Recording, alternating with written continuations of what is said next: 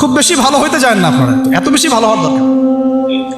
হ্যাঁ, মামা চাচা খালু ধরে ধরে এভাবে পার করে দিয়েন না। ও পার পেয়ে গেলে পরের বার আপনাকে পার করবে না। আপনারা ভুল করতেছেন। যাদের হাতে এরকম 100-200 ক্রসফায়ারের রক্ত লেগে আছে, এদেরকে যদি আপনি মাফ করে দেন, তাহলে আপনার চেয়ে বড় আহাম্মক বোকা আর পৃথিবীতে কেউ নাই। কি বলেন এগুলো কথা?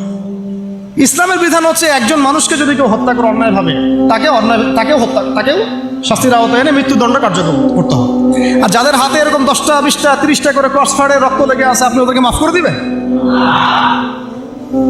এত বেশি ভালো হইতে ইসলাম শিখায়নি তো আমাদের।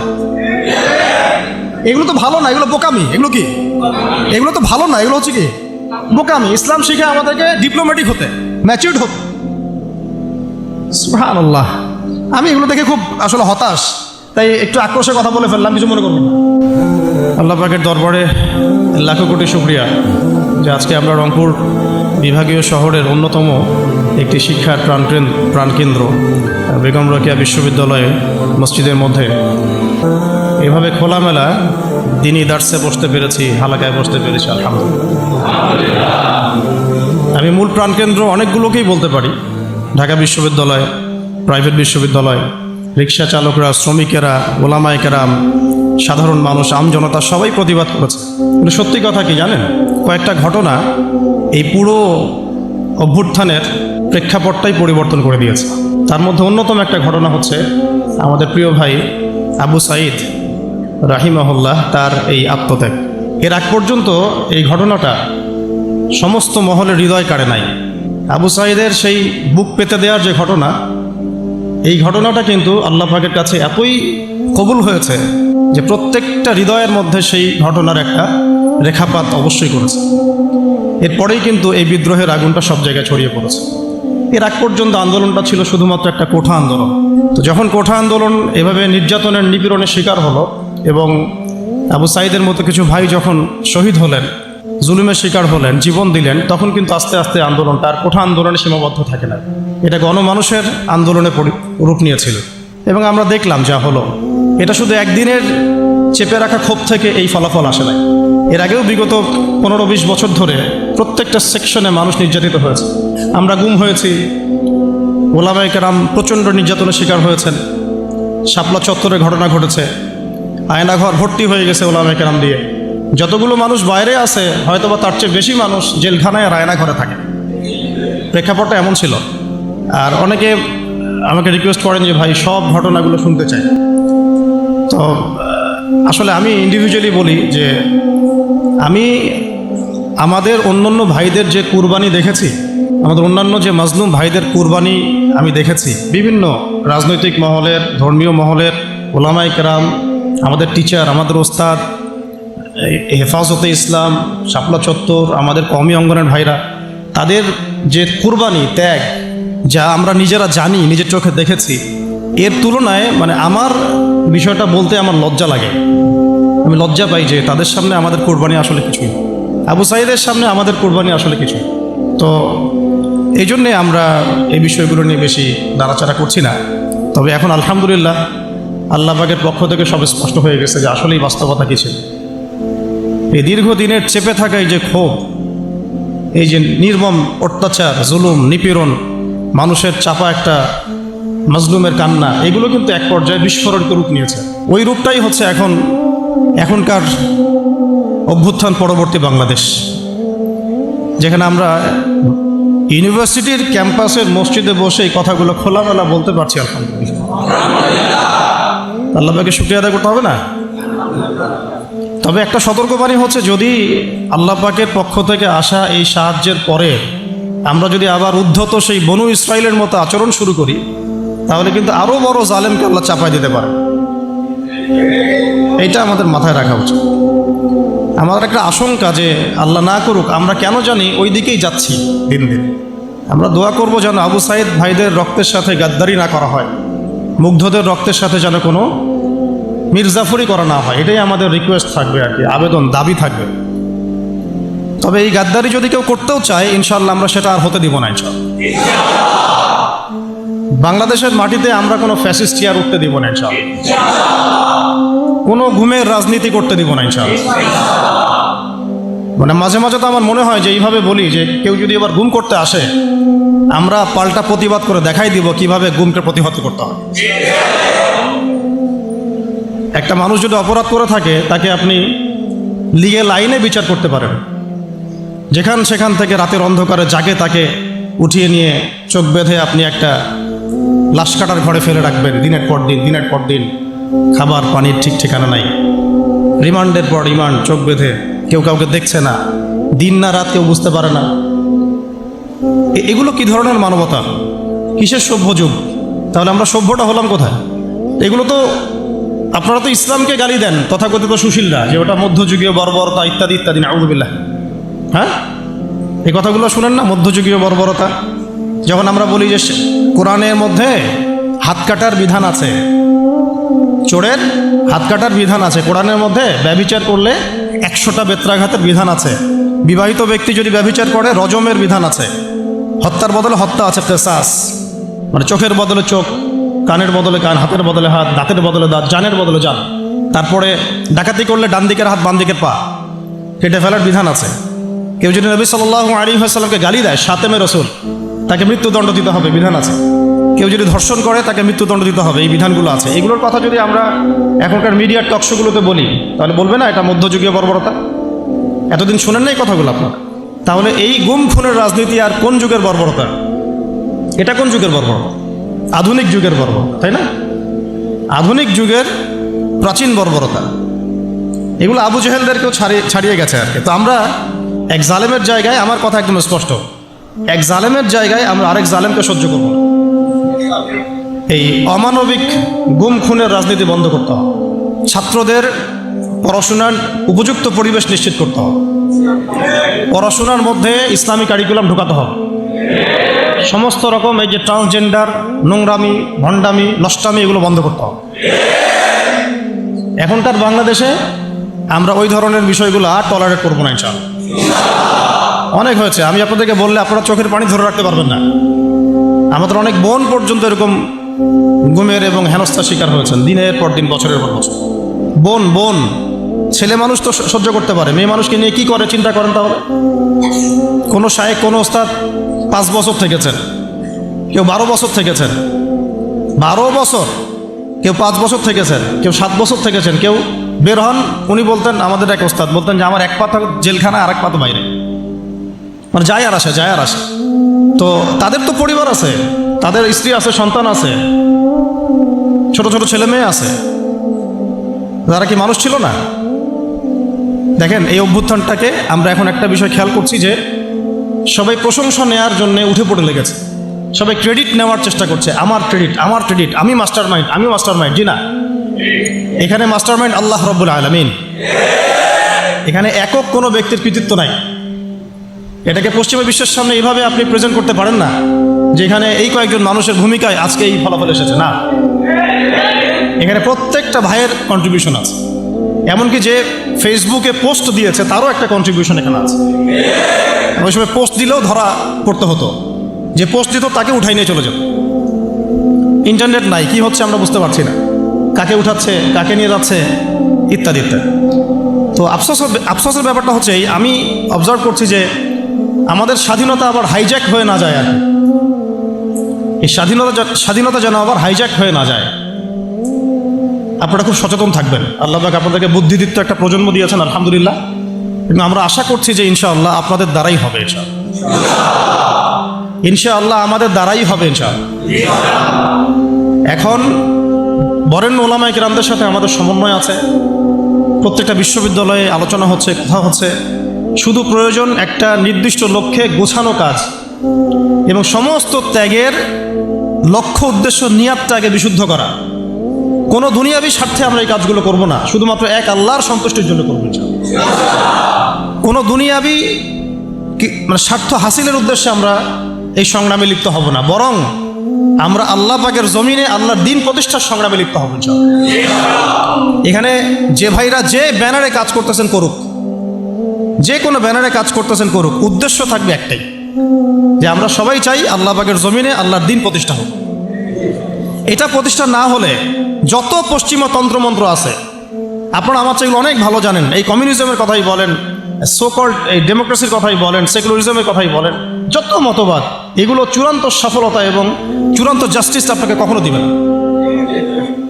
এগুলো দিন শেষে দেখবেন যে ওই জালেমের পক্ষেই রায় প্রদান করার জন্যে এটা একটা ম্যানমেড তন্ত্রমন্ত্র।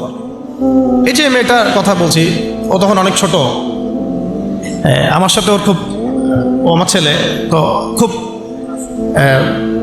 মানে আমি যখন ছিলাম না তখন ওর আম্মা বলে আর কি, যখন পরে আসছি তখন বলছে যে রাত্রেবেলা আমার ছবি নিয়ে থাকতো আর বলতো যে তোরা আমার বাবাকে নিয়ে গেছিস, তোদেরকে মাইক দিব।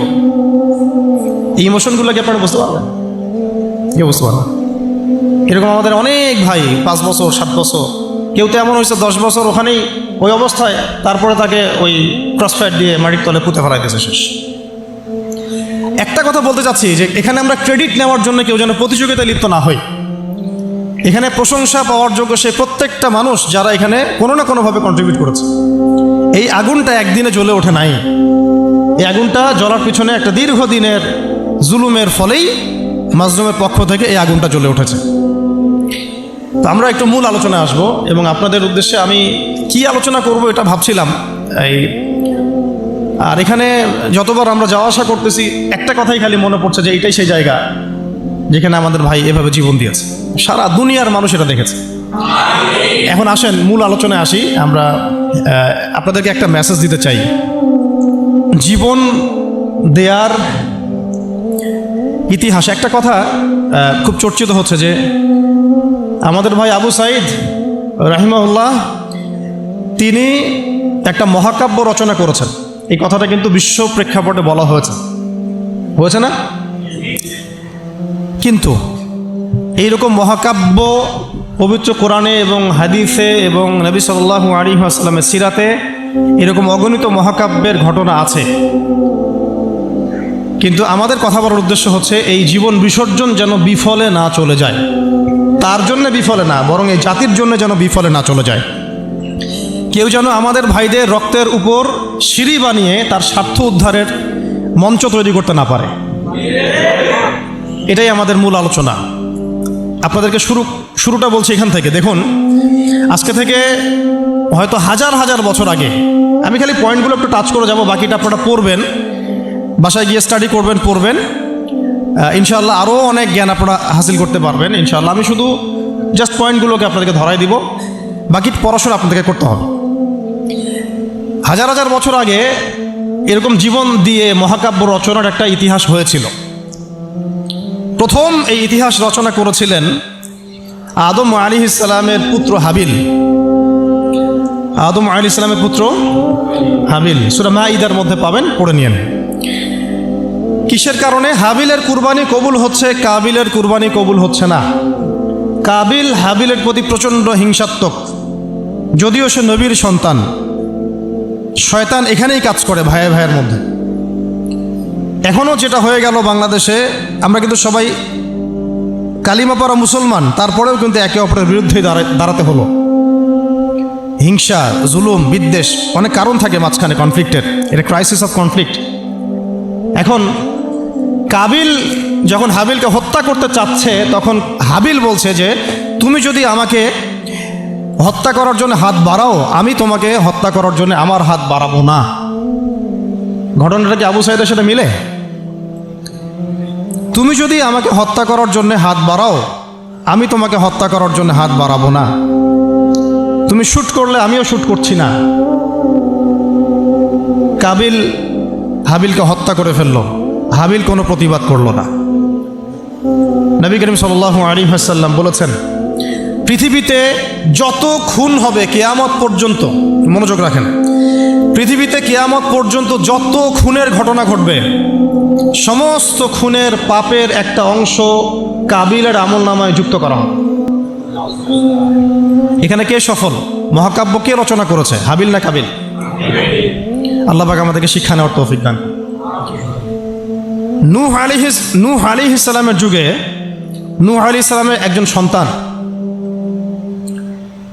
সে ঈমান নিয়ে আসে নাই। বাবা তাকে ডাকছেন, আল্লাহর গজব চলে আসবে, তুমি তাড়াতাড়ি নৌকায় উঠো। সে বলছে যে আমি নৌকায় উঠবো না, আমি ওই পাহাড়ের উপর উঠে যাব। ইয়াসিমুনি মিনাল মা, পাহাড় আমাকে পানি থেকে বাঁচাবে। নূহ আলাইহিস সালাম পিতা হয়ে ব্যাকুল আর্তনাদ, বাবা আজকে এই আযাব কাউকে বাঁচাতে পারবে না, তাড়াতাড়ি নৌকায় উঠ। তো সে নৌকায় উঠলো না, জীবন সেও দিল। এবং নূহ আলাইহিস সালাম কান্নাকাটি করছেন আল্লাহর কাছে, আল্লাহ ইন্নাহু মিন আহলি, সে আমার পরিবারের একজন, তাকে মাফ করে দাও। আল্লাহ রাব্বুল আলামিন বলছেন লাইসা মিন আহলিক, সে তোমার পরিবারের কেউ না। এখানেও নূহ আলাইহিস সালামের পুত্র নবীর সন্তান জীবন দিলেন, কিন্তু মহাকাব্য রচিত হলো না। কথা কি বুঝতে পারছেন? মহাকাব্য রচিত হলো না। এভাবেই লূত আলাইহিস সালাম যাচ্ছেন, কারণ আপনারা জানেন লূত আলাইহিস সালাম এসেছিলেন সাদুম জাতির জন্য নবী হিসেবে।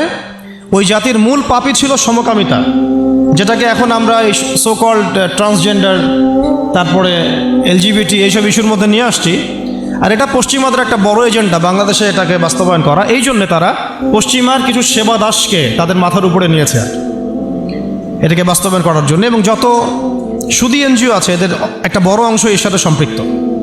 কয়দিন পরে যদি দেখা যায় যে ক্লাসরুমের মধ্যে আপনারা বসে আছেন, ডানে বামে এলজিবিটি লোকজন বসে আছে, অবাক হওয়ার কিছু নাই। ওই দিকেই জাতিকে নিয়ে যাওয়ার চেষ্টা তারা করছে, কিন্তু ইনশাআল্লাহ আমরা সেটা হতে দিব না। আমরা সেই লূত আলাইহিস সালামের যুগে আল্লাহর পক্ষ থেকে যে শাস্তি আসছে, ওই শাস্তিকে আমরা আসতে দিব না ইনশাআল্লাহ। তোমরা ওই শাস্তি আনার ব্যবস্থা করবা, এই জাতিকে সমূলে ডোবানোর ব্যবস্থা করবা, এটা আমরা হতে দিব না ইনশাআল্লাহ।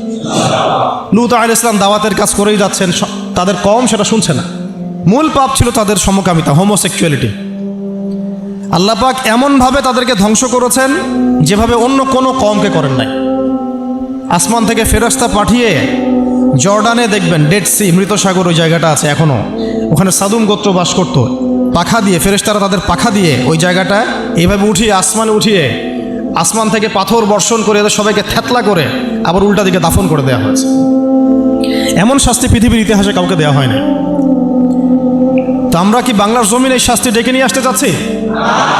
সবাইকে এই ব্যাপারে সোচ্চার হতে হবে। আল্লাহ পাক আমাদেরকে বোঝার তৌফিক দান করেন।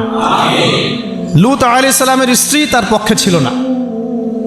শাস্তি যখন নেমে আসলো, লূত আলাইহিস সালামের স্ত্রী নিজে তিনি সমকামী ছিলেন না, কিন্তু সমকামীদেরকে সাপোর্ট করেছে।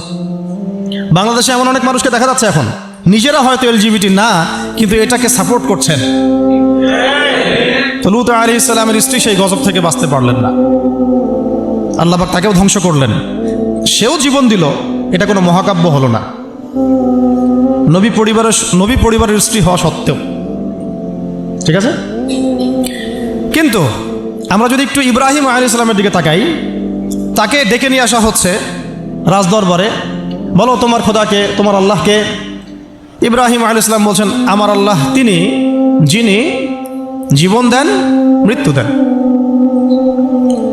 তখন সেই বাদশাহ, জালেম বাদশাহ, আমি তুলনা করতে যাচ্ছি না কারোর সাথে, সেই জালেম বাদশাহ বলল যে আনা উহয়ি ওয়া উমীত, আমিও তো জীবন দিই আর মৃত্যু দেই। কিভাবে? সে একজন খুনের আসামি, তাকে ডেকে নিয়ে ছেড়ে দিল, এই যে জীবন দিলাম। আর এক নিরপরাধ মানুষকে ডেকে এনে হত্যা করলো, এই যে মৃত্যু দিলাম। আমাদের প্রশাসনের মতো অনেকটা আর কি। হ্যাঁ, আচ্ছা, আমরা পরিবর্তন চাই। এরকম যদি সিলসিলা চলতে থাকে তাদেরকেও ছাড় দিব না ইনশাআল্লাহ। এবার তারা খুব ভালো করে জানে, ছাড় না দিলে ওইটা না দেওয়ার মতো ক্ষমতাও বাংলার জনগণের আছে। যদিও তাদের হাতে অত্যাধুনিক মারণাস্ত্র থাকে আর আম জনগণের হাতে একটা লাঠি থাকে, তারপরেও আম জনগণ বিজয়ী হতে পারে। তো দেখেন, ইব্রাহিম আলাইহিস সালাম বুঝলেন যে এ মোটা বুদ্ধির মানুষ।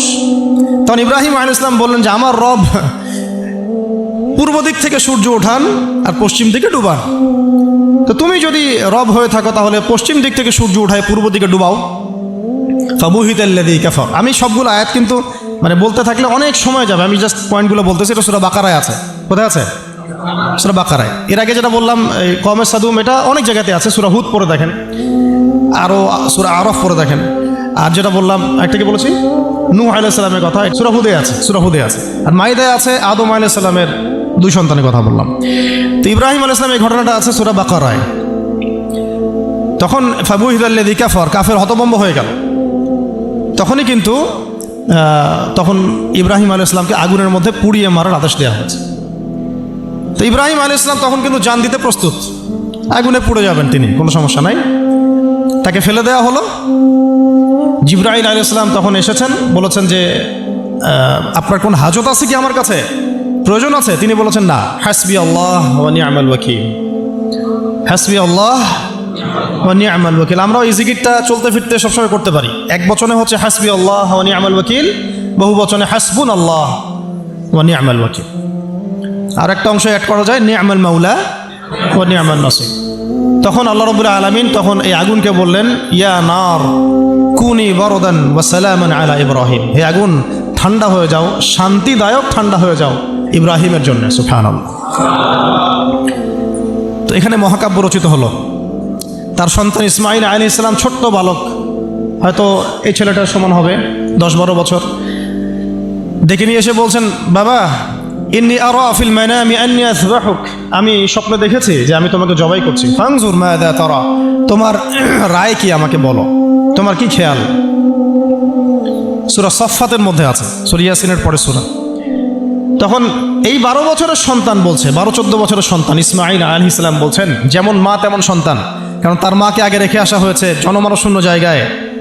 ইব্রাহিম আলাইহিস সালাম চলে যাচ্ছেন, আর তিনি জিজ্ঞাসা করছেন যে আপনি কি আল্লাহর হুকুমে রেখে যাচ্ছেন আমাদেরকে এরকম একটা বিরান জায়গায়, খাবার নাই, পানি নাই, কিছুই নাই? ইব্রাহিম আলাইহিস সালাম বলছেন হ্যাঁ। তখন তার মা বলেছিলেন, ইসমাঈল আলাইহিস সালামের মা বলেছিলেন যে তাহলে আল্লাহ আমাদেরকে ধ্বংস করবেন না। ওই যে জামজাম, এখনো সেই জামজাম চলছে। আপনার কোনো রোগ আছে, সেই জামজামের পানি ওই শেফার নিয়াতে পান করেন, শেফা হয়ে যাবে ইনশাআল্লাহ। জামজাম এখনো চলতেছে। ওই যে সাই, সাফা থেকে মারোয়া, মারোয়া থেকে সাফা, সাফা থেকে মারোয়া, মারোয়া থেকে সাফা, এটা আপনি না করলে আপনার হজ উমরা কিছুই হচ্ছে না। আল্লাহ বা কিয়ামত পর্যন্ত সেই স্মৃতি রেখে দিয়েছেন। সুবহানাল্লাহ। ওই বাইতুল্লাহ এখনো। তো সেই সন্তান বলছে, ইয়া আবাতি, হে আমার বাবা, ইফআল মা তুমার, আপনাকে আল্লাহ পাক যা আদেশ করেছেন তাই করেন। সাতাজিদুনি ইনশাআল্লাহু মিনাস সাবিরিন, ইনশাআল্লাহ আপনি আমাকে ধৈর্যশীল পাবেন। মায়ের সন্তান, মা হাজেরার সন্তান। এখানে ছুরি চালানো হচ্ছে, কিন্তু গর্দান কাটছে না। জান্নাতি এক প্রাণী চলে আসলো, তাকে কুরবানি করা হলো, তাই না? সেই কুরবানির স্মৃতি আমরা এখনো ঈদুল আজহায় সেটাই করছি, হজে সেটাই করছি, কিয়ামত পর্যন্ত সেটা চলতে থাকে।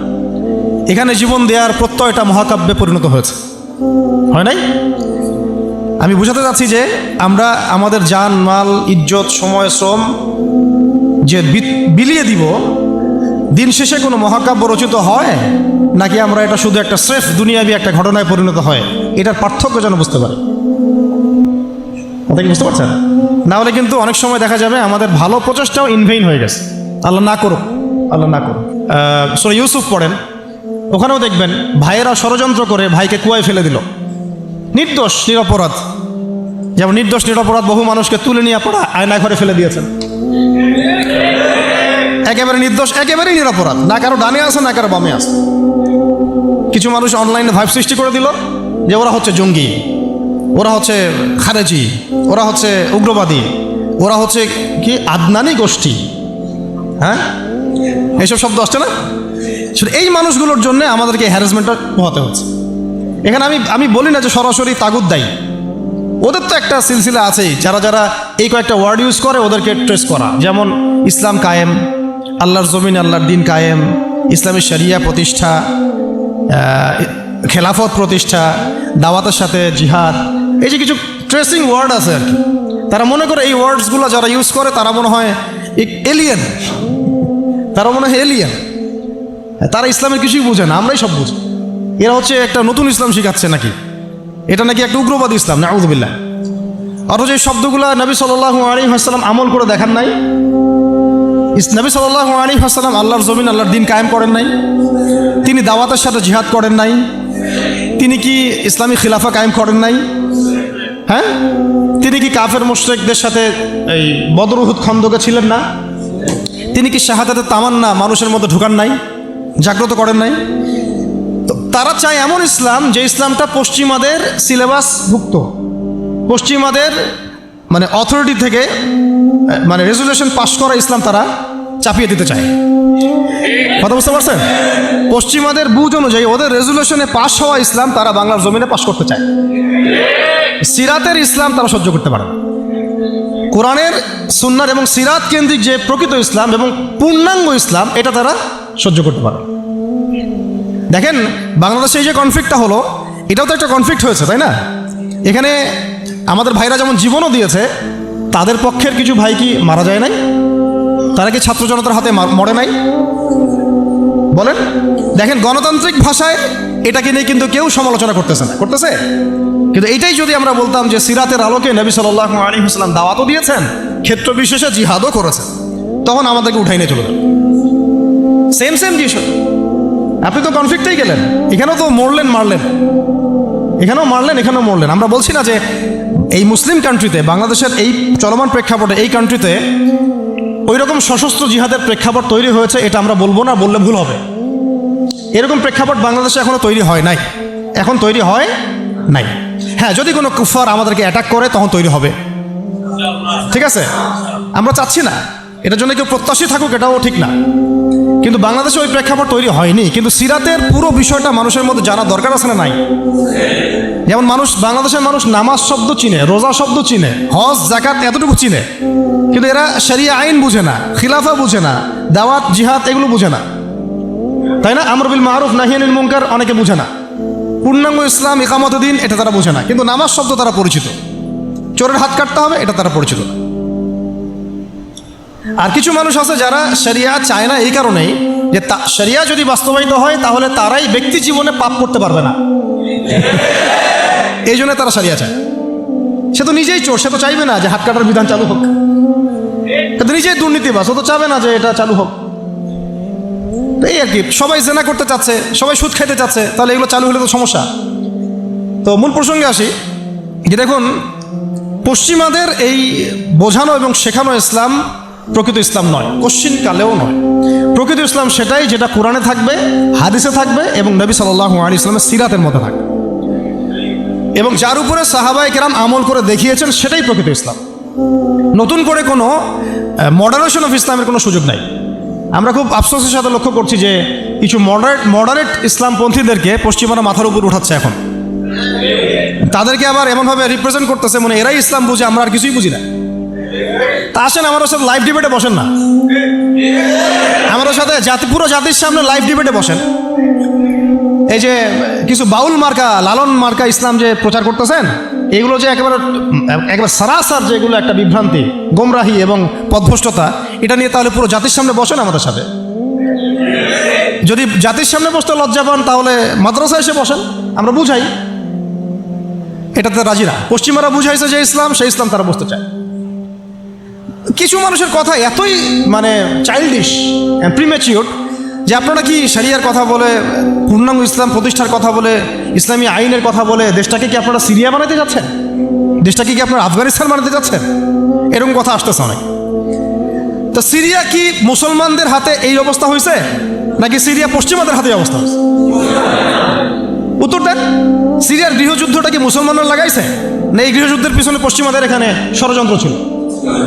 আফগানিস্তানের এই ব্যাটেল কি আফগানিস্তানের মানুষ নিজেরা লাগাইছে, না পশ্চিমারা এসে এখানে মাথা ঢুকাইছে তারপরেই শুরু হয়েছে?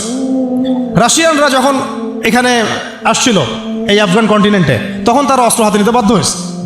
পশ্চিমার আমেরিকা যখন আসছে, ন্যাটো যখন আসছে, তখন তারা আবার অস্ত্র হাতে নিতে বাধ্য হয়েছে। তা এখানে কি এই কনফ্লিক্ট, এই ক্রাইসিসের জন্য কি মুসলিমরা দায়ী? তাহলে এই কথা বলেই বা কি প্রমাণ করতে চাচ্ছে? তো ওরা যদি কোনো জাতির মধ্যে বিভাজন সৃষ্টি করতে চায়, বিশৃঙ্খলা সৃষ্টি করতে চায় এবং গলদ ইসলাম প্রতিষ্ঠা করতে চায়, আদর্শের খেলাফ কোনো আদর্শ বাস্তবায়ন করতে চায়, তখন কি সেই জাতির লোকেদের অধিকার নাই এটা নিয়ে কথা বলার, এটা নিয়ে প্রতিবাদ করার? এবং তারা যদি সামরিক হস্তক্ষেপ করে, তখন কি ওই জাতির উপর ওয়াজিব না ওদেরকেও সামরিকভাবে ডিফেন্ড করা? নাকি ওই সময় আমরা দাওয়াতের কথা বলবো? আমাকে বলেন, আপনারা কি ফিলিস্তিনে এখন দাওয়াতের কথা বলবেন? ফিলিস্তিনের যে অবস্থা, গাজার যে অবস্থা, ওখানে কি আপনি শুধু দাওয়াত আর তাবলিগের মেহনত করবেন? বলেন তো। ফিলিস্তিনে আমরা তাবলিগের মেহনত করতে যাবো না তো এখন। এখানে দাওয়াতের সাথে জিহাদ থাকতে হবে, ফিলিস্তিনে এখন এটা ওয়াজিব। কিন্তু বাংলাদেশের মধ্যে আমরা এখন দাওয়াত তাবলিগের মেহনত করব, কারণ এখানে এখন সশস্ত্র জিহাদের অবস্থা নাই। এই তো আমাকে প্রেক্ষাপট বুঝতে হবে। তো কিছু মানুষ আসলে চিন্তা করে কি, ইসলামটাকে এইভাবে চিন্তা করে, ইসলাম মনে হয় একটা ওই রান্না করা হাঁড়ির ভাত, একটা টিপলেই মনে হয় সব বোঝা যাবে। জি না, ইসলাম এমন কিছু না যে আপনি এই ফটো উঠাবেন, একটা করে কি বলে একটা ভাত উঠাবেন, উঠায় টিপ দিবেন, বাকি সব বুঝে ফেলবেন। ইসলাম এত সহজ দিন না, এত সহজ জীবন ব্যবস্থা না। এটার গভীরতা অনেক বেশি, আপনাকে অনেক গভীরে যেতে হবে। আল্লাহ পাক আমাদের সবাইকে বোঝার তৌফিক দান করেন। ইসলাম বুঝতে হবে কোরআনের আলোকে, সুন্নাহর আলোকে, নবীর সিরাতের আলোকে, সাহাবায়ে কেরামের বুঝের আলোকে। এমনকি পরবর্তী কোনো মানুষের ব্যক্তিগত কোনো বুঝের আলোকে ইসলাম বুঝতে চলবে। কথা ঠিক আছে? এখন আসেন ওই অনেক ভিতরে চলে যাচ্ছি আবার। এই ইউসুফ আলাইহিস সালামকে গর্তে ফেলছে কি ভাইরা না? তারপরে তিনি আল্লাহ পাক তাকে সম্মানিত করে রাজ দরবারে নিয়ে যান নাই? রাজ দরবারে যাওয়ার আগে তাকে 12 বছর জেল খাটতে হয়েছে। কত বছর? কোনো অপরাধ ছিল তার? মেয়েরা, কিছু মেয়ে তার সাথে খারাপ কাজ করতে চাচ্ছিল, তাই না? তাই না? দেখেন ইউসুফ আলাইহিস সালামের, আমরা বাহ্যিক সৌন্দর্য নিয়ে কথা বলি সবাই, ইউসুফ আলাইহিস সালাম খুব সুন্দর ছিলেন দেখতে, তাই না? অর্ধেক সৌন্দর্য তাকে দেয়া হয়েছে। আমাদের নবীজি বলেছেন মেরাজের রাতে আমি ইউসুফ আলাইহিস সালামের সাথে সাক্ষাৎ হয়েছে, এটা তো জানেন। তো তিনি বলেছেন যে ইউসুফ আলাইহিস সালামকে পৃথিবীর মানে মানুষের মধ্যে যে সৌন্দর্য এর অর্ধেক দেওয়া হয়েছে। একজন সাহাবী আবার একটা চমৎকার মন্তব্য করেছিলেন যে ইউসুফ আলাইহিস সালামের সৌন্দর্য দেখে হাত কেটেছে মেয়েরা, তাই না? মনে আছে তো? হাত কেটেছে মেয়েরা।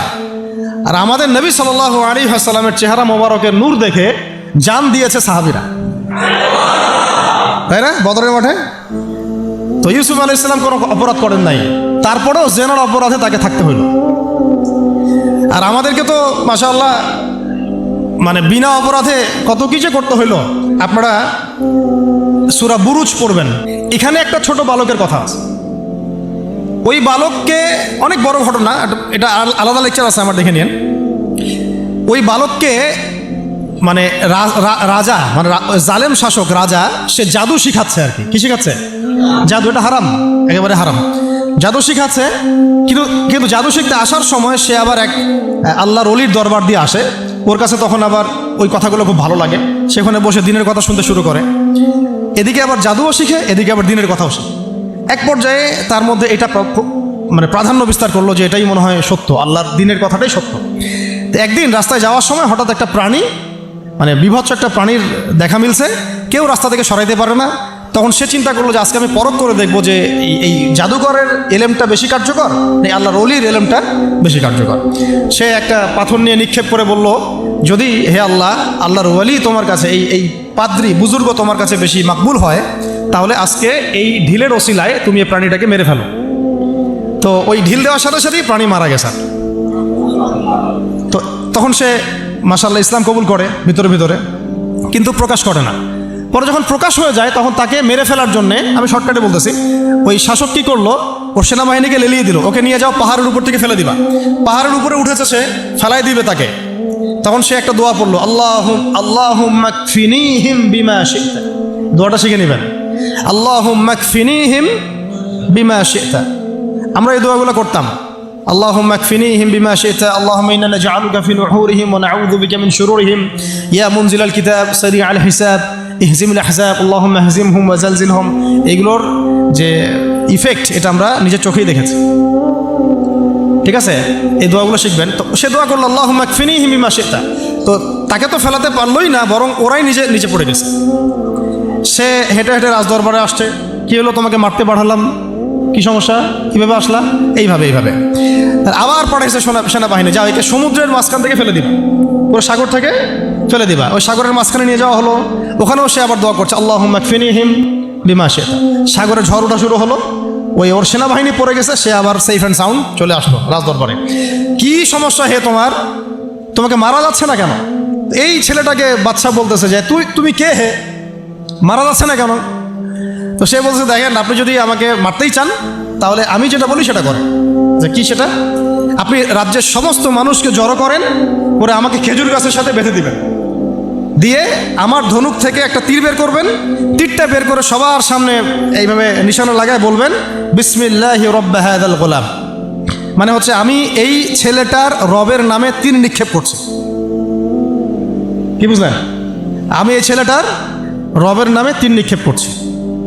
তো রাজা তো ব্যাস, যারা একটু ক্ষমতাশীল হয় তারা একটু মোটা বুদ্ধির হয়।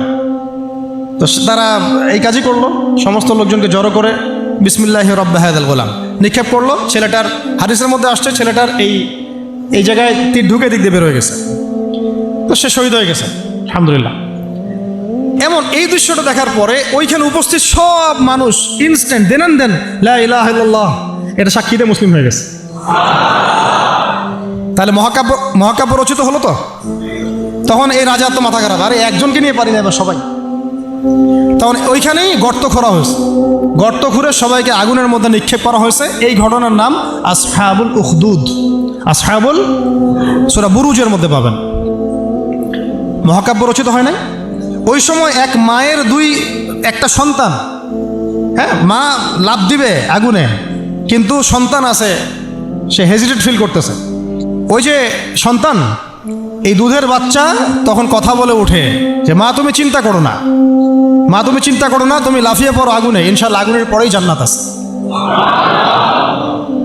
তো এরকম ঘটনা আরও ঘটছে। ফেরাউনের স্ত্রী, ফেরাউনের দাসী, ওই যে আসিয়া, নাম মনে আছে তো? অনেকে আসিয়া আবার অনেকে অন্য নামও বলে। তার সন্তানকে এভাবে গরম তেলে ফেলে দেওয়া হয়েছে এবং তাদের সেই যে মাকবারা, কবর, সেখান থেকে নবী সাল্লাল্লাহু আলাইহি ওয়াসাল্লাম তার যে জান্নাতের ঘর, আল্লাহ পাক তাকে জান্নাতের ঘর দিয়েছেন, ওই ঘরের যে ঘ্রাণ, এটা নবী সাল্লাল্লাহু আলাইহি ওয়াসাল্লাম মেরাজের রাতে পেয়ে এসেছেন। সুবহানাল্লাহ। এগুলো কিন্তু মহাকাব্য রচিত হয়েছে।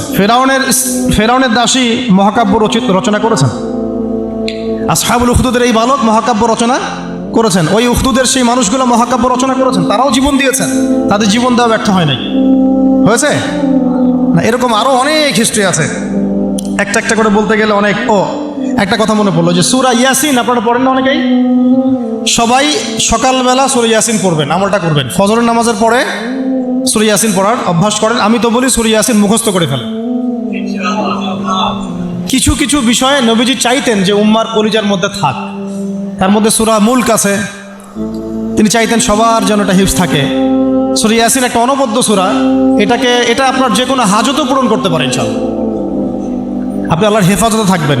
তো এখানে দেখবেন পড়তে এক জায়গায় পাবেন যে একটা করিয়া, মানে গ্রামের মধ্যে 3 জন ব্যক্তিকে আল্লাহ পাক নবী করে পাঠিয়েছে একই সাথে, মানে একই সাথে 3 জন নবী একটা এলাকার মধ্যে। ঠিক আছে? তো তারা দাওয়াতি কাজ করছিলেন। তো দাওয়াত অনেকে, বেশিরভাগই কবুল করছিল না, কিন্তু দূর থেকে একজন লোক দৌড়ে আসছে ইসলাম কবুল করার জন্যে। সে আগে হয়তো কবুল করেছিল, দৌড়ে এসে কওমকে বলছে যে হ্যাঁ আমার কওম এই রাসূলদের অনুসরণ করো, তারা তোমাদের কাছে কোনো আজর চাচ্ছে না, রাসূলের অনুসরণ করো। তো এই ব্যক্তির নাম হচ্ছে হাবিবে নাজ্জার। হাবিবে নাজ্জার, এটা নিয়ে আমার আরেকটা আলাদা লেকচার আছে, ওইখানে সবগুলো আয়াতগুলো ব্যাখ্যা করেছে, এই জন্য এখানে বললাম না। শর্ট করে বলতেছে, হাবিবে নাজ্জারকে তারা হত্যা করে এবং তাকে হত্যা করার পরপরই, মানে সাথে সাথেই আল্লাহ রাব্বুল আলামিন তাকে জান্নাতে তার থাকার জায়গা দেখায় দেন এবং সে বলে যে ইয়া লাইতা কওমি ইয়ালামুন, হায় আমার কওম যদি জানতো যে আজকে আমি কত সফল। হয়তো আমাদের শহীদ ভাইরা এই কথাই বলতেছে, আমাদের কওম যদি জানতো যে আজকে আমরা কত সফল। তো এই হাবিবে নাজ্জারের জীবন দেয়াটা কিন্তু মহাকাব্যে পরিণত হয়েছে। আসহাবুল কাহফও জীবন না দিলেও তারাও কিন্তু তাদের পুরো সভ্যতা থেকে বেরিয়ে গিয়েছিলেন। একটা শিরকে পরিপূর্ণ সভ্যতা, জুলুমের পরিপূর্ণ সভ্যতা থেকে তারা বেরিয়ে গিয়েছিলেন। আল্লাহ পাক তাদেরকে 309 বছর ঘুম পাড়িয়ে রেখেছে। এখান থেকে আমরা বুঝি যে আপনি যদি আল্লাহর প্রতি পূর্ণ তাওয়াক্কুল করেন, ঈমান আনেন, আল্লাহ পাক ঘুমের মধ্যেও আপনাকে সাহায্য করতে পারেন। তারা ঘুমিয়েছিল যখন, আল্লাহ রাব্বুল আলামিন ফেরেশতাদেরকে দিয়ে তাদের পাশ পরিবর্তন করিয়েছেন, ডান থেকে বামে, বাম থেকে ডানে। ঘুমিয়ে থাকলে আল্লাহ পাক আপনাকে ফেরেশতা দিয়েও সাহায্য করতে পারেন যদি আপনি হকের উপরে থাকেন। তারাও কিন্তু জীবন বিসর্জন দিল, এটা কিন্তু মহাকাব্যে পরিণত হয়েছে। শুধু মহাকাব্য না, তাদেরকে যখন 309 বছর পর জাগ্রত করা হয়, তখন এমন একটা সম্প্রদায়ের উপর জাগ্রত করা হয়েছে যেই সম্প্রদায় আল্লাহকে বিশ্বাস করতো, কিন্তু পরকালে রেজারেকশন যেটা হবে, পুনরুত্থান, এইটাতে বিশ্বাস করতো না। 309 বছর আগের এই কয়েকজন মানুষকে দিয়ে আল্লাহ পাক 309 বছর পরের একটা সভ্যতাকে হেদায়েত দিয়ে দিয়েছে। তাহলে মহাকাব্য রচিত হয় নাই? আল্লাহ আমাদেরকে বোঝার তৌফিক দান করুন। নবী মুসা আলাইহিস সালাম ফেরাউনের যে কবল, এখান থেকে নাজাত দেওয়ার জন্য মুসা আলাইহিস সালামকে আল্লাহ পাক পাঠান নাই? তার ভাই হারুন আলাইহিস সালাম তার সাথে ছিলেন। দেখেন ফেরাউন কিন্তু জানতো, তাকে ভবিষ্যৎবাণী করা হয়েছিল একজন বালকের জন্ম হচ্ছে শীঘ্রই, তোমার রাজপ্রাসাদ একদম কাঁপাই দিবে কিন্তু। তখন কিন্তু সে কি শুরু করলো? সব ছোট ছোট বাচ্চাদেরকে হত্যা করা শুরু। ইউযাববিহুনা আবনাআকুম, বলেন আরেকটা কি? ওয়াইয়াস্তাহইয়ুনা নিসাআকুম। পড়তে হবে, পড়াশোনা করতে হবে ভাই, যেন আমরা একটা টাচ করলে শব্দ আপনি বুঝতে পারেন কোন সূরায় আছে। কোরআনকে আপনার মেইন সাবজেক্ট করতে হবে। দাবি তোলেন যে কোরআনের শিক্ষা মানে কোরআন সাবজেক্টটাকে প্রত্যেক বিশ্ববিদ্যালয়ে ম্যান্ডেটরি করা হোক, কোরআনের আলাদা ফ্যাকাল্টি খোলা হোক। সিরাত এবং অ্যাটলিস্ট হাদিস, উসুলের কথা নাই বা বললাম, অ্যাটলিস্ট হাদিস সিরাত ইসলামের ইতিহাসের পাশাপাশি প্রত্যেকটা বিশ্ববিদ্যালয়ে আলাদা ফ্যাকাল্টি খুলে খুলে পড়ানোর ব্যবস্থা করা হোক। আমরা শুধুমাত্র একমুখী শিক্ষা চাই না, আমরা শিক্ষা ব্যবস্থার মধ্যে সংস্কার চাই এবং দ্বিমুখী শিক্ষার এই যে মেরুকরণ এর সমন্বয় চাই। অন্যথায় দেখবেন সংগ্রাম ঠিকই করতেছেন, এদিকে আমার মেয়ে নিয়ে ডেটিংও করবেন, কি লাভটা হলো বলেন? আমি এখানে তো জেনা করতেছেন, সংগ্রাম হচ্ছে কিন্তু এদিকে নামাজ পড়তেছে না। বুঝতে পারেন কথা? মানে সংগ্রামে আপনি আছেন, বিপ্লবে আছেন, অভ্যুত্থানে আছেন, নামাজে নাই, হ্যাঁ, কোরআনের তিলাওয়াতে নাই, দার্সে নাই। তাহলে ওইটা দুনিয়াবি একটা বিপ্লব হবে। আপনার চেতনার মধ্যে দুনিয়া থাকবে, কিন্তু আখেরাতের কোনো চেতনা থাকবে না। আমি এখান থেকে আস্তে আস্তে এখন শেষের দিকে আসতেছি, আপনাদেরকে দেখাবো কিছু মানুষের রচিত মহাকাব্য যারা দুনিয়ার উদ্দেশ্যে মহাকাব্য রচনা করেন নাই, শুধুমাত্র এক আল্লাহকে রাজি খুশি করার জন্য করেছেন, এবং কিয়ামত পর্যন্ত মানুষ তাদেরকে মনে রাখবে। এতক্ষণ যেগুলো বললাম সেগুলো তো কোরআনিক অনেক মানে নবীদের ঘটনা থেকে বললাম, এবং কিছু ভিতরের ঘটনা থেকে বললাম। এই পার্টটা একটু মনোযোগ দিবেন। তার আগে আমি মুসা আলাইহিস সালামের কথা শেষ করে নেই। মুসা আলাইহিস সালামকে হত্যার চেষ্টা করা হয়েছিল, তার মা তাকে সিন্ধুকে ভাসিয়ে দিয়েছিলেন, মনে আছে? ফেরাউনের স্ত্রী সে ওই সিন্ধুক থেকে বাচ্চা নিয়ে মুসা আলাইহিস সালামকে নিয়ে ফেরাউনের ঘরে ঢুকলো। যেই বাচ্চাকে মারার জন্য এতগুলো বাচ্চাকে ফেরাউন হত্যা করলো, সেই বাচ্চাকে বড় করলেন আল্লাহ রাব্বুল আলামিন সেই ফেরাউনের বাসায়। সুবহানাল্লাহ, সুবহানাল্লাহ, আল্লাহু আকবার। বাংলাদেশ এটাও দেখলো যে গুটি কয়েক মানুষকে একেবারে সমূলে মিটিয়ে ফেলার জন্য এত কিছু করলেন, ওই মানুষগুলো আপনাদেরকে দেশ ছাড়তে বাধ্য করবে।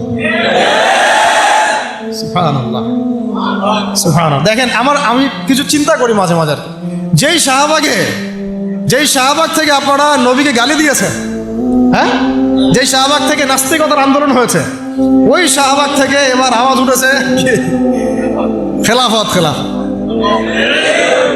যেই শাহবাগ থেকে কি হলো কয়দিন আগে, এই আপনারা ইসলামপন্থী হুজুরদেরকে মানে দাড়ি টুপিওয়ালা মানুষদেরকে বললেন যে এরা সমাজের শত্রু, এরা রাজাকার, এরা অমুক, এরা থমুক। ওখান থেকে ওই বিশ্ববিদ্যালয়গুলো থেকে শাহবাগ থেকে আওয়াজ উঠলো, তুমি কে আমি কে, রাজাকার। দেখছেন আল্লাহ রাব্বুল আলামিনের কৌশল? দেখছেন মানে ফলাফল আসবেই, আল্লাহ রাব্বুল আলামিন একটু ডিলে করেন, বাস এতটুকু, একটু সুযোগ দেন, ছাড় দেন, যাতে করে তাদের পাপ বাড়তে থাকে এবং হুজ্জত কায়েম হয়। যাই হোক, এখন আসি, তো ফেরাউনের ঘরেই লালিত পালিত হচ্ছেন মুসা আলাইহিস সালাম। অনেক ঘটনা, বনু ইসরাইলের উপর অনেক নির্যাতন করা হয়। এই নির্যাতনের হাত থেকে আল্লাহ পাক উদ্ধারের জন্য মুসা আলাইহিস সালামকে পাঠান। তিনি একটা দোয়া করতেন, সেই দোয়াটা আমাদেরও করা উচিত। তিনি বলতেন, রব্বি ইশরাহ লি সাদরি ওয়া ইয়াসসির লি আমরি ওয়াহলুল উকদাতাম মিন লিসানি ইয়াফকাহু কওলি। তো শেষমেশ বনু ইসরাইলকে মারার জন্য ফেরাউন দলবল নিয়ে কোথায় গেল? লোহিত সাগরের কাছে। দলবল পিছনে, সামনে লোহিত সাগর, এখানে হচ্ছে বনু ইসরাইল আর মুসা আলাইহিস সালাম। পিছনেও যাওয়ার কোনো রাস্তা নাই, সামনেও যাওয়ার কোনো রাস্তা নাই, যে 5 তারিখের মতো আর কি। মানে না পিছনে যাওয়ার আপনাদের কোনো রাস্তা ছিল, আর না সামনে কি আছে আপনারা বুঝতে পারতেছেন, ওটাও তো বুঝতে পারতেছিলেন না সামনে কি আছে। এবার যদি মানে আল্লাহ পাক কোনো রাস্তা না খুলেন, তাহলে হয় সাগরে ডুবে মরতে হবে, না হলে বনু ইসরাইল এই ফেরাউনের হাতে মারা যাবে, দলবলের হাতে। তখন এই যে একটা কথা, তখন বনু ইসরাইলের মধ্যে একজন ব্যক্তি মুসা আলাইহিস সালামকে বলেছিল, ইয়া মুসা, হে মুসা, ইন্না লামুদরাকুন, আমরা তো ধরা পড়ে গেলাম। কি বলেছে? ইন্না লামুদরাকুন, আমরা তো ধরা পড়ে গেলাম। তখন মূসা আলাইহিস সালাম ব্যর্থহীন ভাষায় বলেছেন, কাল্লা, কোশ্চিন কালেও নয়। তোমরা বলছো আমরা ধরা পড়ে গেছি, কোশ্চিন কালেও না। আমার রব আমার সাথে আছেন, নিশ্চয়ই তিনি আমাকে পথ দেখাবেন। বলার সাথে সাথেই মূসা আলাইহিস সালামের কাছে ওহী আসলো, লাঠিটা ছুঁড়ে মারেন। লাঠি ছুঁড়ে মারলেন, এই লোহিত সাগর চিরে 12টা রাস্তা হয়ে গেল। তাই লোহিত সাগর আমরাও সফর করছি, গেলে বুঝতে পারবেন যে কিভাবে সম্ভব এখানে এইভাবে রাস্তা হওয়া। সুবহানাল্লাহ। এভাবে আল্লাহ পাক একটা মাজলুম সম্প্রদায়কে মুক্তি দিলেন, আর পুরা ফেরাউনের দলবলকে ওইখানেই ডুবাই মারলেন। মারেন নাই? সদল বলে ডুবে মরতে হবে যদি আল্লাহর বিধানের বিরুদ্ধে চলে যান। বাংলাদেশে একটা নজির তো হয়ে গেছে, এরপরে যারা আসতেছেন তারাও যদি একই রকম পথে হাঁটেন, আপনাদেরকেও এইভাবেই মরতে হবে।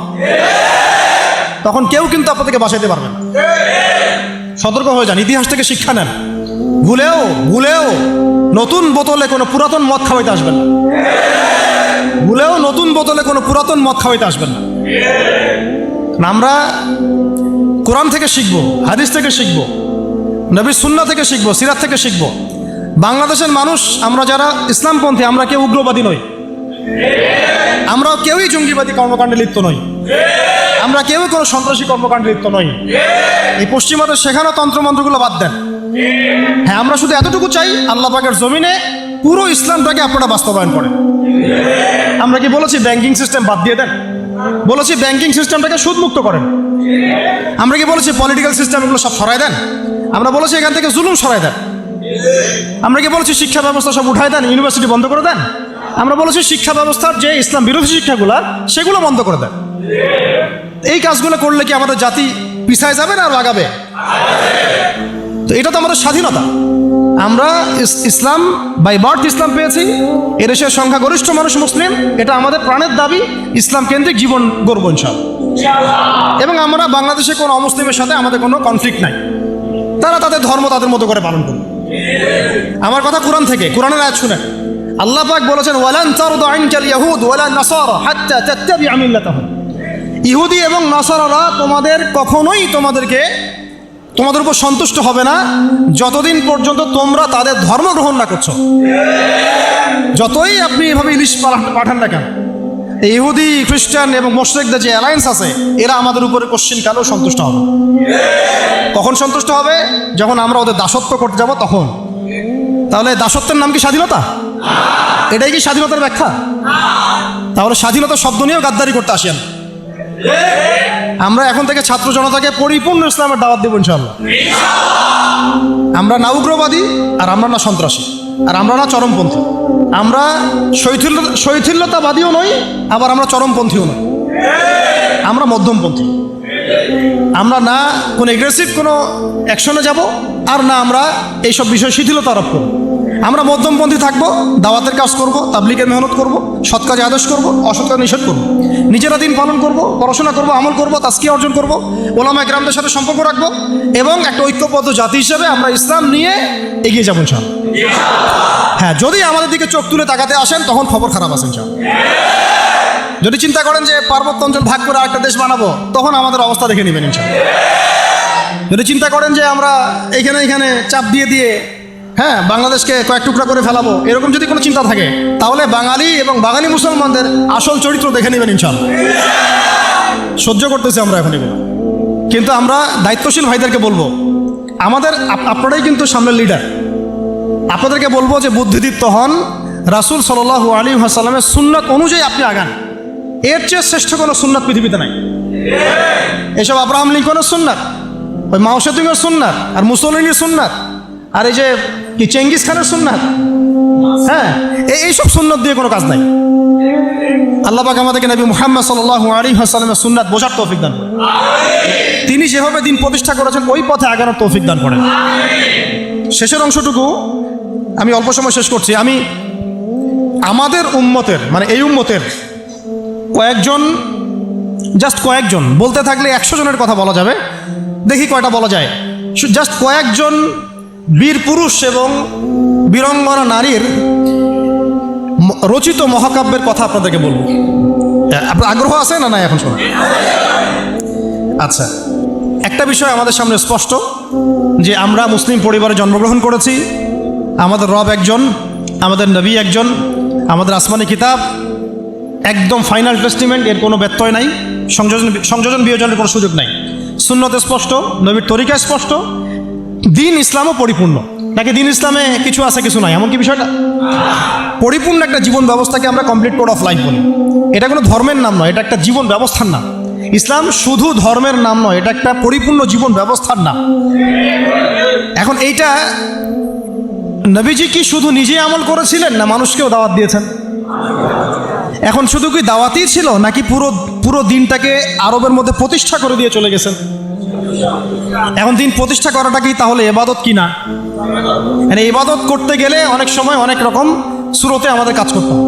কখনো সবর করতে হবে, কখনো দাওয়াত দিতে হবে, কখনো হয়তো হিজরতের বিষয় আছে, কখনো কি বলবো দাওয়াতের সাথে জিহাদের ব্যাপার জড়িত থাকতে পারে, কখনো দেখা যাবে পররাষ্ট্রনীতি অ্যাপ্লাই করতে হচ্ছে, কখনো সন্ধি করতে হচ্ছে। সিরাতের মধ্যে কিন্তু সবই আছে। পুরো সিরাতটা আপনারা পড়বেন, এটা আমার রিকোয়েস্ট, যে আগামী 1 মাসের মধ্যে 1 মাস সময় নেন, আল্লাহ চলে 1 মাস পরে আবার বসবো ইনশাল্লাহ আমরা। হ্যাঁ, 1 মাস সময় নিয়ে পুরা সিরাতের বইটা পড়ে শেষ করেন।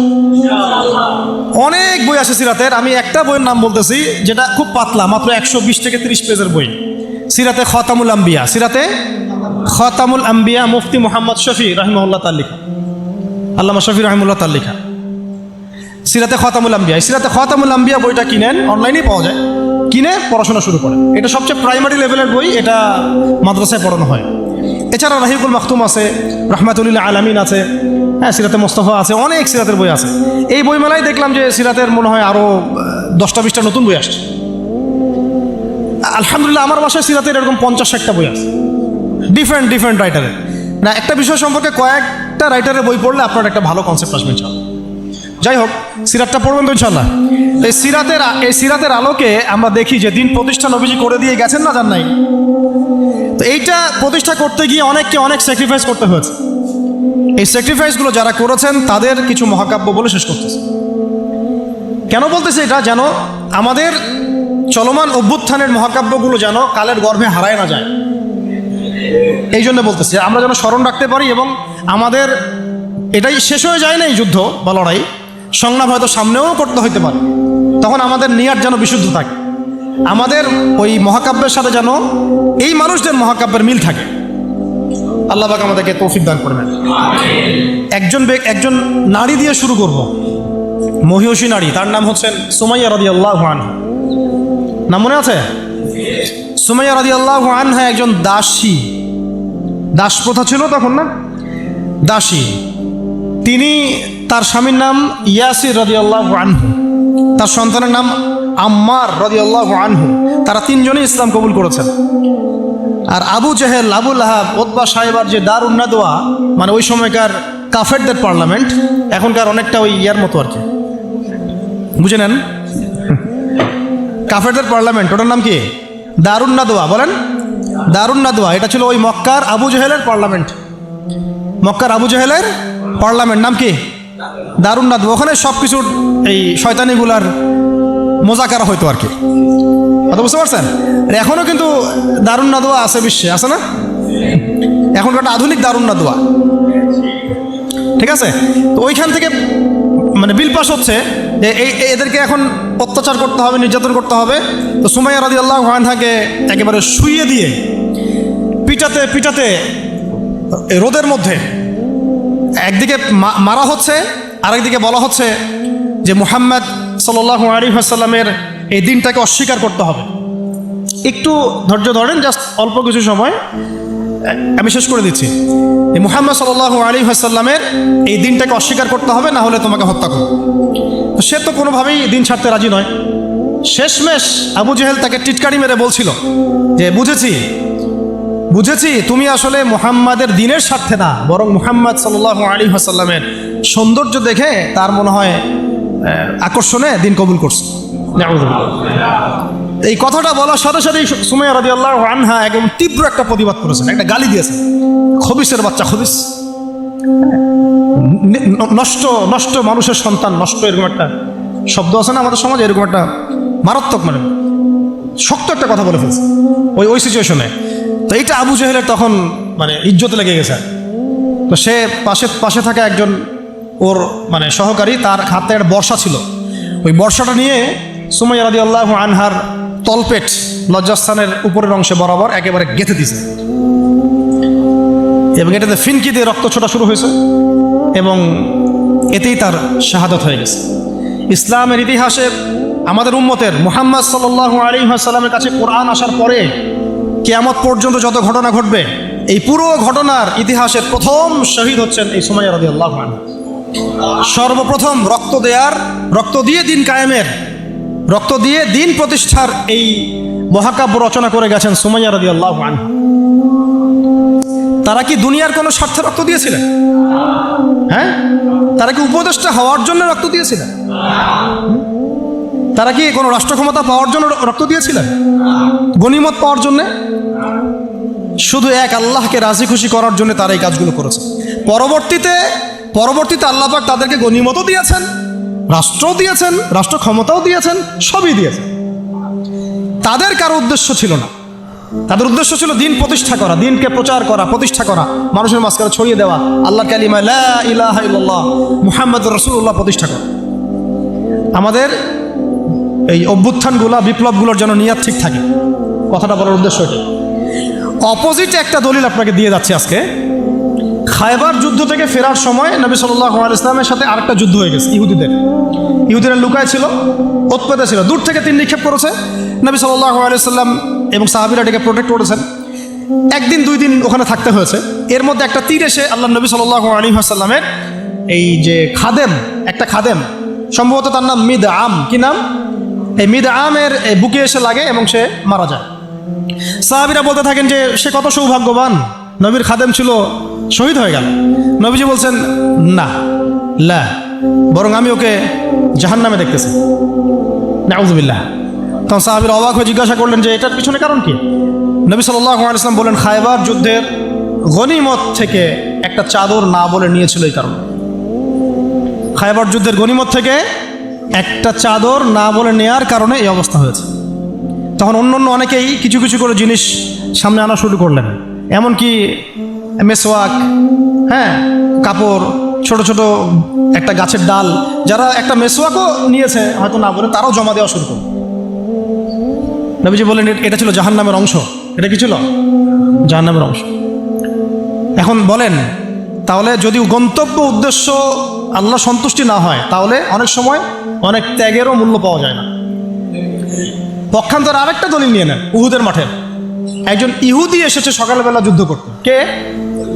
ইহুদিদের কিছু মানুষ তো ইসলাম কবুল করেছিল, কিছু অল্প। এসে উহুদের মাঠে দাঁড়িয়ে বলছে যে আমাকে আগে কি করতে হবে, আমাকে কি আগে ইসলাম কবুল করতে হবে না আগে যুদ্ধ করব? সাহাবীরা বলেন আগে ইসলাম কবুল করতে হবে, তারপরে যুদ্ধ করতে হবে। তো সে আগে কালিমা শাহাদা সাক্ষ্য দিল, তারপরে যুদ্ধ করতে গেল, এবং সেখানে সে শহীদ হয়। নবীজি দেখে বলছেন, লাশ দেখে পরে, যুদ্ধের পরে, এই ব্যক্তি এখানে কি করছে?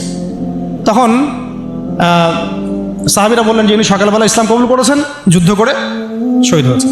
নবী সাল্লাল্লাহু আলাইহি ওয়াসাল্লাম এবার বললেন যে আমিলা কলিল ওয়া উজিরা কাসীর, এই ব্যক্তি তো অল্প আমল করেছে, এক ওয়াক্ত নামাজও পড়ে নাই, কিন্তু বিশাল পুরস্কার পেয়ে গেল। সুবহানাল্লাহ। কিসের বদৌলতে? ওই যে আদর্শ আর ইন্টেনশনটা চেঞ্জ। তারা আল্লাহর দিনকে প্রতিষ্ঠার জন্য লড়াই করেছেন, কিন্তু সেই ব্যক্তি মিদআম, সে কিন্তু এই জন্য করেন। বুঝতে পারছি? এরকম অসংখ্য ঘটনা আছে। যেমন ইয়াসির রাদিয়াল্লাহু আনহু, এই সুমাইয়া রাদিয়াল্লাহু আনহুর স্বামী, তাকেও একইভাবে হত্যা করা হয়েছে। তিনিও মহাকাব্য রচনা করেছেন। যদি আমরা দেখি বেলাল রাদিয়াল্লাহু আনহুর কথা, তাকে কিভাবে পিটানো হয়েছে আপনারা সবাই কম বেশি জানেন। আরবের জাস্ট গরমে যদি একটা উমরা করেন তাহলেই বুঝতে পারবেন যে গরমটা কেমন হতে পারে। কয়েকদিন আমাদেরকে রাস্তায় নামাজ পড়তে হয়েছে, এত ভিড় ছিল, ওখানে সেজদা দেওয়ার মতো কোনো পরিবেশ থাকে না, এত মানে গরম। ওখানে দাঁড়িয়ে থাকলে আপনার পায়ে মনে ফসকা পড়ে যায়। ওখানে একটা মানুষকে সারাদিন শুইয়ে রাখা হলে উত্তপ্ত বালুর মধ্যে, উপরে যদি পাথর চাপা দেওয়া হয়, আর সে তখনও বলতে থাকছে আহাদুন আহাদ, আল্লাহ এক, আল্লাহ এক, তাহলে তার ইমানের জজবা চিন্তা করে। এই জীবন মহাকাব্য রচনা করেছে। এই জন্য বেলাল রাদিয়াল্লাহু আনহু সেই ব্যক্তি যিনি মক্কা বিজয়ের পরে কাবা ঘরের ছাদে উঠে আজান দিয়েছেন। সুবহানাল্লাহ। চিন্তা করা যায়? তিনি সেই ব্যক্তি যার কথা নবী সাল্লাল্লাহু আলাইহি ওয়াসাল্লাম যখন আলোচনা করতেন তখন বলতেন যে বেলাল, যখনই আল্লাহ আমাকে জান্নাত দেখান তখন তোমার পায়ের আওয়াজ আমি আগে আগে শুনতে পাই। তুমি কি এমন আমল করো? তিনি বলছেন, আমি তো এক্সট্রা এমন কোনো আমল করি না, তবে যখনই আমার অজু ছুটে যায় তখন আমি আবার অজু করি এবং সেই অজু দিয়ে আমি 2 রাকাত নামাজ পড়ি, তাহিয়াতুল অজু। এটা আমরা আমল করার চেষ্টা করবো। আল্লাহ পাক আমাকে তৌফিক দান করেন, আপনাদেরকে তৌফিক দান করেন। উহুদ যুদ্ধ চলছে, শুরু হবে যুদ্ধ, সবাই শুনছে। ঠিক সেই সময় একজন সাহাবী হানজালা রাদিয়াল্লাহু আনহু সদ্য বিয়ে করেছেন, বাসর করেছেন গত রাতে, ফরজ গোসল করার সময় পান নাই, যুদ্ধের ডাক এসেছে, চলে গেছেন এবং যুদ্ধ করতে করতে তিনি শহীদ হয়েছেন। যুদ্ধের পরে তার লাশটাকে দেখা গেল যে সেই লাশটা মাটি থেকে শূন্যে ভেসে আছে এবং লাশ থেকে পানি ঝরে পড়তেছে। নবীজি বললেন যে সাল্লাল্লাহু আলাইহি ওয়াসাল্লাম যে ফেরেশতারা তাকে গোসল দিচ্ছে। সুবহানাল্লাহ। এটাও মহাকাব্য, এগুলো মহাকাব্য, রচনা করে যাওয়া মহাকাব্য। তো হানজালা রাদিয়াল্লাহু আনহুর এই ঘটনাটা আপনারা পড়বেন। এরপরে অনেক আছে, আমি বলতে থাকলে অনেক সময় চলে যাবে। হামজা রাদিয়াল্লাহু আনহু নাম শুনেছেন? হামজা রাদিয়াল্লাহু আনহু উহুদের দিনে এমনভাবে যুদ্ধ করছিলেন যে তাকে যে হত্যা করেছে সেও বলেছে যে সে এমনভাবে যুদ্ধ করছিল যে মনে হচ্ছিল সে একজন উড়ন্ত বাজ পাখি। সামন থেকে আমি তাকে আঘাত করার কোনো সুযোগ পাই নাই, পিছন থেকে পাথরের পিছন থেকে তাকে আমি দূর থেকে একটা বর্ষা নিক্ষেপ করেছিলাম, এই বর্ষা গিয়ে তার নাভির নিচে গিয়ে লাগে, পিছন দিয়ে বের হয়ে যায়। কিন্তু এই অবস্থাতেও তিনি তরোয়াল নিয়ে আমার দিকে তেড়ে আসতেছিলেন আমাকে মারার জন্য, কিন্তু তিনি পেরে ওঠেন নাই, পড়ে গেছে।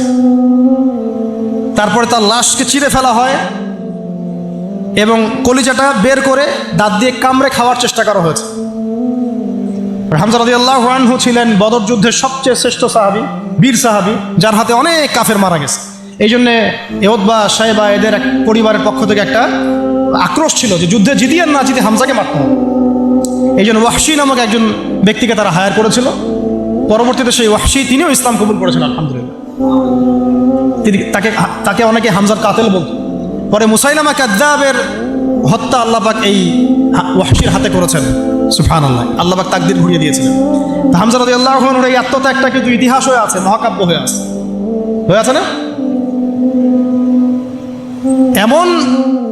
এত মহব্বত নবী সাল্লাল্লাহু আলাইহি ওয়াসাল্লাম তাকে করতেন, এত মহব্বত করতেন যে ওয়াহশী যখন ইসলাম কবুল করতে আসছেন জিজ্ঞাসা করছেন যে তুমি কিভাবে, কাইফা কাতালতাল হামজা, হামজাকে কিভাবে হত্যা করেছিলেন? তিনি ব্যাখ্যা করলেন এইভাবে হত্যা করেছে। তখন নবীজি বললেন যে যদি তুমি আমার থেকে তোমার চেহারাটাকে দূরে রাখতে পারো তাহলে সেটাই করো। মানে তার হাতে ইসলামের বায়াত নিয়েছেন, ইসলাম কবুল করলেন, তারপরে নবীজি বললেন যদি তুমি তোমার চেহারাটাকে আমার থেকে দূরে রাখতে পারো, দূরে রেখো। আর আমরা তো বিগত 20-30 বছরের মানে অগণিত জুলুমকে জাতীয় ক্ষমা ঘোষণা করতে চাচ্ছি। হ্যাঁ, ভাবখানা এমন যে আমি মক্কা বিজয় করছি। আপনারা কি মক্কা বিজয় করছেন যে সবাইকে গণমাফ করতে যাচ্ছেন? আবু সাঈদের কেসাস কবে হবে? আবু সাঈদের কেসাস কবে হবে এটা দেখার অপেক্ষায় আছি আমি। মুগ্ধদের কেসাসটা কবে হয় সেটা দেখার অপেক্ষায় আছি আমি। তাদের সময় মাঠে যারা ছিল, যারা নির্দেশ দিয়েছে, যারা পিছনে ছিল, যারা পর্দার আড়ালে ছিল, তাদের কি হয় পরিণতি শেষ পর্যন্ত, এটা আমরা দেখার অপেক্ষায় আছি। জালেমকে তার শাস্তি দিতে হবেই, আইনের একদম সুশাসন নিশ্চিত করতে হবে। না হলে দেখবেন এরা যদি পার পেয়ে যায়, এরা অন্য সুরতে এসে আবার জুলুম করবে না, কোনো গ্যারান্টি নেই, কোনো গ্যারান্টি নেই। আপনাদেরকে একটা কথা বলে রাখি, বদর যুদ্ধের সময় 70 জন বন্দী হয়েছিল, মনে আছে? এই বন্দীদের ব্যাপারে কি করা হবে, মাশওয়ারা হচ্ছে, অনেকের অনেক মত। এখানে ওমর ইবনুল খাত্তাবের একটা মত ছিল, নাম তো শুনেছেন। ওমর রাদিয়াল্লাহু আনহুর মত হচ্ছে ইয়া রাসূলুল্লাহ সবগুলাকে হত্যা করতে হবে। কেন? আল্লাহ পাক বলেছেন নূহ আলাইহিস সালামের কণ্ঠে, রব্বি লা তাযার আলাল আরদি মিনাল কাফিরিনা দাইয়ারা ইন্নাকা ইন তাযারহুম ইউদিল্লু ইবাদাক ওয়া লা ইয়ালিদু ইল্লা ফাজিরুন কাফার। আল্লাহ তুমি এই জমিনের মধ্যে, নূহ আলাইহিস সালাম এই দোয়াটা করেছিলেন, আল্লাহ তুমি এই জমিনের মধ্যে একটা কাফেরকে অবশিষ্ট রেখো না। এটা ওই সময়কার কথা বলছে, যখন মহাপ্লাবন আসবে তার আগের কথা। তিনি 950 বছর দাওয়াত দিয়েছিলেন। দাওয়াত দিয়ে যখন এই অবস্থা, 40 জন মানুষ ইসলাম কবুল করছে আর কি, তখন তিনি এই দোয়াটা করতে বাধ্য হয়েছেন এবং আল্লাহ পাক সেই দোয়া কবুলও করেছিলেন, সবাইকে সমূলে ধ্বংস করেছিলেন। তো ওমর রাদিয়াল্লাহু আনহু বলছেন ইয়া রাসূলুল্লাহ বদরের এই বন্দীদের ব্যাপারে আমার মাশওয়ারা হচ্ছে এইটা, মুক্তিপণ টুক্তিপণের দরকার নাই। হ্যাঁ, ওদেরকে অন্য কোনো দিকে ফোকাস করার দরকার নাই, এদের সবগুলোকে গর্দান নামাই দেন, শেষ, খালাস। এরা যদি থাকে পরে আপনার বিরুদ্ধে আবার ষড়যন্ত্র করবে। তো শেষমেশ তার রায়টা কিন্তু কবুল করা হয় নাই, বরং রক্তপণ এবং মুক্তিপণ নেওয়া হয়েছে এবং আরও অনেক পদ্ধতি অবলম্বন করা হয়েছে। কিন্তু সূরা আনফালে আল্লাহ রাব্বুল আলামিন ওমর রাদিয়াল্লাহু আনহুর এই মতটার প্রশংসা করেছেন। পড়ে দেখেন আপনারা। তাই খুব বেশি ভালো হইতে চান না আপনারা, এত বেশি ভালো হওয়ার দরকার। হ্যাঁ, মামা চাচা খালু ধরে ধরে এভাবে পার করে দিয়ে না। ও পার পেয়ে গেলে পরের বার আপনাকে পার করবে না। আপনারা ভুল করতেছেন। যাদের হাতে এরকম 100-200 ক্রস ফায়ারের রক্ত লেগে আছে, এদেরকে যদি আপনি মাফ করে দেন, তাহলে আপনার চেয়ে বড় আহাম্মক বোকা আর পৃথিবীতে কেউ নাই। কি বলেন এগুলো কথা? ইসলামের বিধান হচ্ছে একজন মানুষকে যদি কেউ হত্যা করে অন্যায়ভাবে, তাকেও শাস্তির আওতায় এনে মৃত্যুদণ্ড কার্যকর করতে হবে। আর যাদের হাতে এরকম 10টা 20টা 30টা করে ক্রস ফায়ারের রক্ত লেগে আছে, আপনি ওদেরকে মাফ করে দিবেন? এত বেশি ভালো হইতে ইসলাম শিখায়নি তো আমাদের। এগুলো তো ভালো না, এগুলো বোকামি। এগুলো কি? এগুলো তো ভালো না, এগুলো হচ্ছে কি? বোকামি। ইসলাম শিখায় আমাদেরকে ডিপ্লোম্যাটিক হতে, ম্যাচিউরড হতে। সুবহানাল্লাহ। আমি এগুলো দেখে খুব আসলে হতাশ, তাই একটু আক্রোশে কথা বলে ফেললাম, কিছু মনে করবেন না। মানে আমি বুঝি না, আমরা এই সাইকোলজির সাথে যাই না। একজন ব্যক্তি যদি 10টা মানুষকে এভাবে নির্মমভাবে খুন করতে পারে, জবাই করে দিতে পারে, আপনারা তো জানেন না বিষয়গুলো। মানে একটা রুমে গিয়ে একদম বেদর পিঠে একজনকে হাত পা ভেঙে দিয়ে পরে পাশের রুমে এসে ভিডিও গেমস খেলতেছে, পাবজি ভিডিও গেমস খেলতেছে। তো এই মানুষগুলোকে আপনি যদি মাফ করে দেন, তাহলে তো আসলেই বলবো যে আপনার চেয়ে বড় আহাম্মক আর গর্ধপ আর কি বলবো, কি শব্দ ইউজ করবো, আপনার চেয়ে মানে জাতীয় প্রতারক আর কেউ নাই। আপনাদের মানে যদি এরকম কেউ করেন, তাহলে জাতির রিপ্রেজেন্টেটিভ হওয়ার যোগ্যতাই নেই আপনাদের। আমার কথা মাইন্ড করেন না, আমি কিন্তু খোলামেলা কথা বলে দিলাম। কারণ এখন সব কথা কিছু কথা খোলামেলা আপনাদেরকে বলতে হবে, না হলে অনেক কথা ইনসাফ হবে না। ইনসাফ করতে হবে। আল্লাহ পাক আমাদেরকে করার তৌফিক দান করেন। আর 2-4টা বলে শেষ করছি। আপনাদেরকে একজন সাহাবীর নাম বলি, তালহা রাদিয়াল্লাহু আনহু। কি নাম? উহুদ যুদ্ধের দিন আল্লাহ নবী সাল্লাল্লাহু আলাইহি ওয়াসাল্লাম কিন্তু একটু বিপর্যয়ের মধ্যে পড়েছিলেন, মনে আছে? চারদিক থেকে তাকে আক্রমণ করা হয়েছে। খালিদ বিন ওয়ালিদ তখন তিনি মুসলিম হন নাই, এসে আক্রমণ করেছেন, পিছন থেকে সাহাবীদেরকে আক্রমণ করেছেন, অনেক সাহাবী শহীদ হয়েছেন। আর নবী সাল্লাল্লাহু আলাইহি ওয়াসাল্লামের কাছেও প্রায় 11 জনের মতো আছেন, বাকি সবাই ছত্রভঙ্গ হয়ে গেছেন। আর তো ছত্রভঙ্গ হয়ে যাওয়ার সময় মাত্র 2 জন সাহাবী ছিলেন মুহাজির, আর বাকি 9 জন ছিলেন আনসার। তো একে একে আনসার সাহাবীরা শহীদ হতে লাগলেন। আর 2 জন মুহাজির সাহাবীর মধ্যে একজন সাদ বিন আবি ওয়াক্কাস, একজন হচ্ছেন তালহা বিন উবাইদুল্লাহ রাদিয়াল্লাহু আনহু। সাদ রাদিয়াল্লাহু আনহু তীর ছুটছেন। আল্লাহ নবী সাল্লাল্লাহু আলাইহি ওয়াসাল্লাম তাকে লক্ষ্য করে বলছেন, হে সাদ, আমার পিতামাতা তোমার প্রতি কুরবান হয়ে যাক, তুমি তীর ছুড়ো। সাহাবীরা সবাই বলতেন, ইয়া রাসূলুল্লাহ, আপনার জন্য আমার পিতামাতা কুরবান হোক। আর আল্লাহ নবীজি নিজে বলেছেন, হে সাদ, তোমার জন্য আমার পিতামাতা কুরবান হোক। এই একমাত্র সাহাবী যিনি ইসলামের ইতিহাসে প্রথম তীর নিক্ষেপ করেছিলেন, সাদ বিন আবি ওয়াক্কাস রাদিয়াল্লাহু আনহু। আর তালহা রাদিয়াল্লাহু আনহু তরোয়াল চালাচ্ছিলেন। বলা হচ্ছে, ইতিহাসের পাতায় এসেছে, সিরাতের পাতায় এসেছে যে তার গায়ে, মানে তালহা রাদিয়াল্লাহু আনহুর গায়ে তখন প্রায় 40 থেকে 50টা আঘাতের চিহ্ন লেগেছে, বর্ষার তীরের তরোয়াল। এই অবস্থায় তিনি নবী সাল্লাল্লাহু আলাইহি ওয়াসাল্লামকে কাঁধে উঠিয়ে উহুদ পাহাড়ের একটা পার্শ্বদেশ দিয়ে উপরে উঠিয়ে সেফ একটা জায়গায় নিয়ে রেখে দিয়েছে। নবীজি বলেছেন, তোমরা যদি কোনো জীবন্ত শহীদকে দেখতে চাও, তাহলে তালহাকে দেখো। এগুলো হচ্ছে সত্যিকারের মহাকাব্য। এগুলো কি? সত্যিকারের চিরস্থায়ী মহাকাব্য।